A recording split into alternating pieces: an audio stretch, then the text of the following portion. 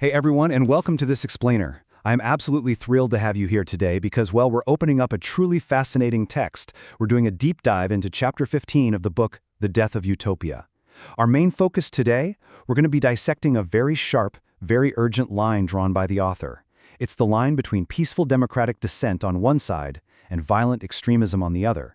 It's like a giant puzzle, and we're going to unpack these complex ideas step by step. So let's jump right in. Right out of the gate, the author hits us incredibly hard with this provocative question: what is true activism? Bakit ang tunay na aktivista may megaphone, hindi M16? Or in English, why does a true activist hold a megaphone, not an M16? It instantly challenges us to really think about how democratic change actually happens. I mean, does true progress rely on the volume of our voices or the caliber of our weapons? It's a pretty profound starting point for our analysis today. Okay, let's dive into this. The author uses this brilliant metaphor to explain the role of dissent. Activism is society's check engine light. Think about it for a second. When that little light flashes on your car's dashboard, it's annoying, right? It's totally disruptive. But you don't smash the dashboard with a hammer to make the light go away. You read the code, and you fix the engine. This perfectly anchors the concept of activism in the book. It's a diagnostic tool. Protests and rallies are just society's way of flashing that light, signaling to all of us that something is broken and desperately needs repairing.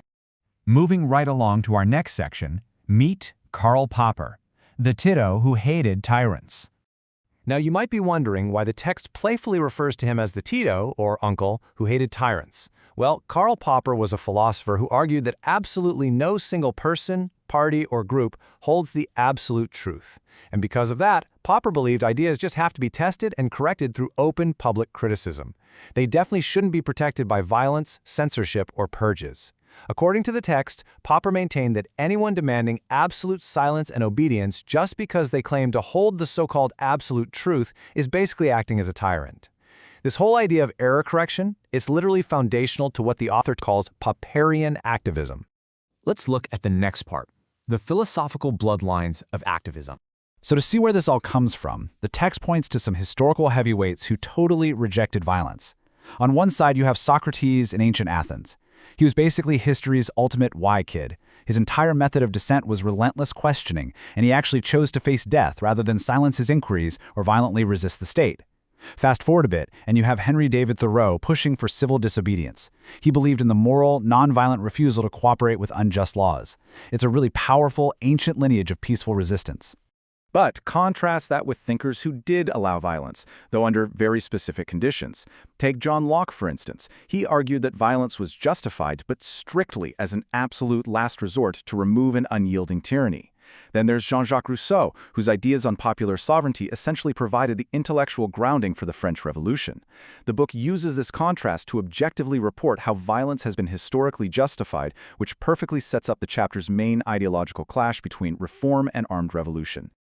All right, moving into the analytical core of our explainer, the tale of two activisms, a contrast.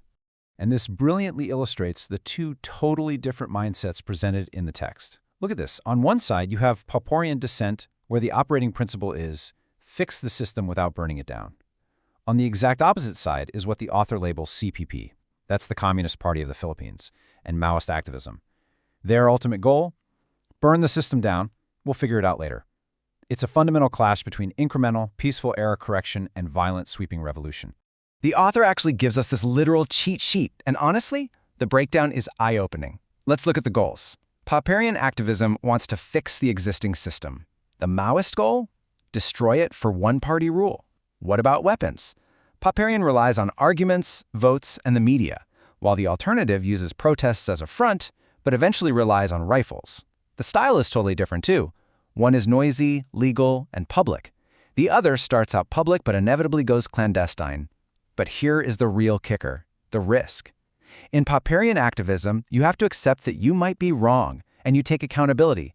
In the extremist model, the doctrine claims absolute certainty, zero dissent allowed.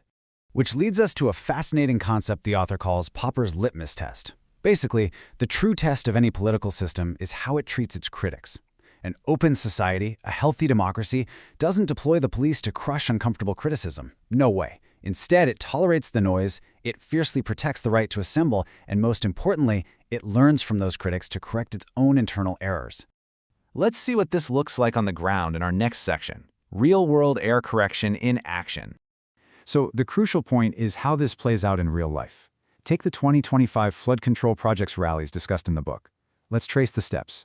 Step 1. Citizens actually notice ghost projects and missing infrastructure during heavy floods.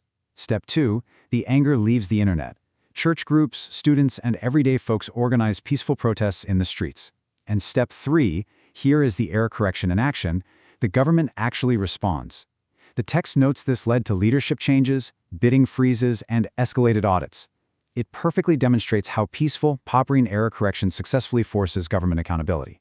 However, the book does issue a pretty severe warning about the other side of the coin. It objectively reports that what looks like standard activism can sometimes be a grooming pipeline. The author warns that CPP-style activism often uses public legal protests merely as entry points. The underlying goal there isn't actually to fix the flood controls or raise wages. No. The goal is to radicalize and recruit youth, eventually funneling them into an armed struggle in the mountains. But the author wants to make it abundantly clear that true democratic reform really works. Sure, it's messy, and yeah, it's imperfect, but it consistently yields results without bloodshed. The book lists these awesome everyday Filipino examples. You've got transport groups negotiating phase changes instead of sudden bans, teachers groups successfully pushing for salary upgrades, human rights advocates tirelessly documenting abuses to force institutions into adopting new rules, anti-corruption protesters forcing actual suspensions. Absolutely none of this requires violence. And that brings us to the ultimate thesis of the chapter, captured perfectly in this quote. Activism is the engine of democratic correction. Loud, peaceful activism isn't just complaining for the sake of it. It is the vital error detection system that keeps a democracy alive. Without it, the system just stagnates. But with it, the system learns, adapts, and improves, piece by piece, without having to burn the whole house down. As we wrap up, I want to leave you with a lasting, incredibly provocative question drawn directly from the text. Is a human life worth less than an idea? When we look at the history of these ideological struggles, it really forces us to reflect. Does any promised utopia, or any grand historical theory, ever justify the destruction of human life? It's a heavy question for sure, but an absolutely essential one to ask if we genuinely want to build an open society. So keep questioning, keep learning, and I'll see you on the next explainer.